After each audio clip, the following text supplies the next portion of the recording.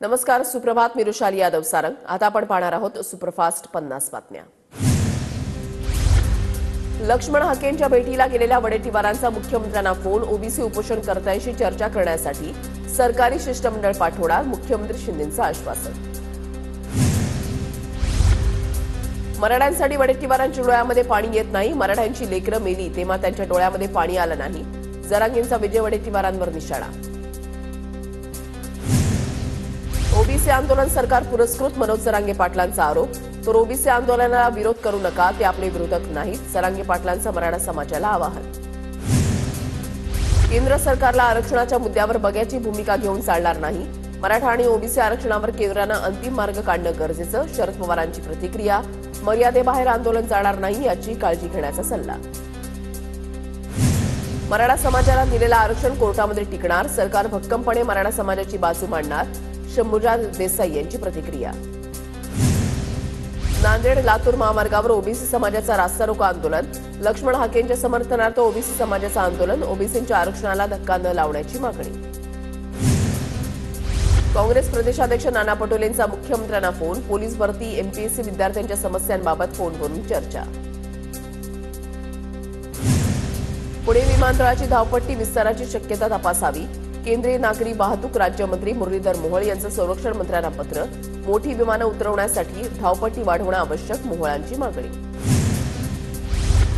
नंदुरबार जिल्हा परिषदेमध्ये मोठ्या प्रमाणावर भ्रष्टाचार सुरू. माजी मंत्री केसी पाडवींचा आरोप. तर लोकसभेनंतर आता जिल्हा परिषदही काँग्रेसच्या ताब्यात येणार असल्याच्या चर्चा. नाशिक शिक्षक पदवीधर मतदारसंघामध्ये मवियाचे उमेदवार केवळ मतं खाण्यासाठी उभे आहेत. तर राजेंद्र विखेंनी माघार घेतल्यानं विजयाचा मार्ग सुकर. अपक्ष उमेदवार विवेक कोल्हेंची प्रतिक्रिया. विधान परिषदेच्या रिक्त होणाऱ्या 11 जागांमध्ये भाजपनं बंजारा समाजाचा विचार करून जागा द्यावी. अखिल भारतीय बंजारा क्रांती दलाचे अध्यक्ष श्रावण चव्हाण यांची मागणी. सिंधुदुर्गमध्ये मेघगर्जनेसह पावसाची हजेरी. तळकोकणामध्ये लावणीपूर्व कामांना वेग येणार.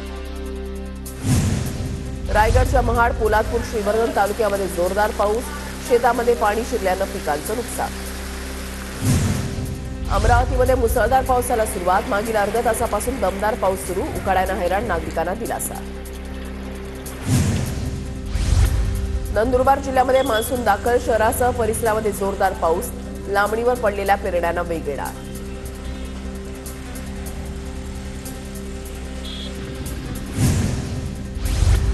दिव्यात नाले तुंबल्यानं अनेक घरांमध्ये पाणी शिरलं. संतप्त नागरिकांकडून नाले सफाईचा दावा करणाऱ्या अधिकाऱ्यांच्या निलंबनाची मागणी. मान्सूनसाठी कोकण रेल्वे सज्ज. प्रतिकूल हवामानामध्ये रेल्वे वाहतूक सुरळीत ठेवण्यासह प्रवाशांच्या सुरक्षेसाठी कोकण रेल्वे सुसज्ज. धुळे जिल्ह्यामध्ये पावसाच्या हजेरीनंतर मेंढ्यांचे कळप परतीच्या मार्गावर. खरीप हंगाम सुरू झाल्यानं परत जावं लागतंय. मेंढपाळ बांधवांच्या प्रतिक्रिया. केंद्र सरकारकडून 14 पिकांच्या एमएसपीमध्ये वाढ. मात्र आधार भावातील वाढ अत्यंत तुटपुंजी. किसान सभेचे अजित नवलेंकडून नाराजी व्यक्त.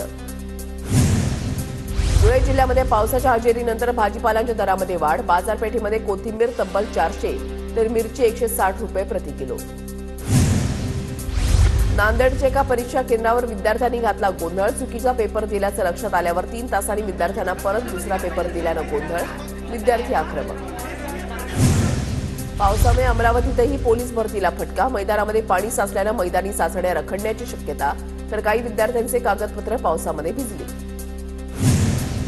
वर्ध्यात पोलीस भरती प्रक्रिया सुरळीत. सेवाग्राम उड्डाणपूल ते दत्तपूर मार्गावर धावण्याचं प्रात्यक्षिक. भरतीसाठी आलेल्या उमेदवारांना राहण्याची आणि जेवणाचीही सोय. वर्ध्यामध्ये पहिल्याच दिवशी 349 उमेदवारांनी दिली मैदानी चाचणी.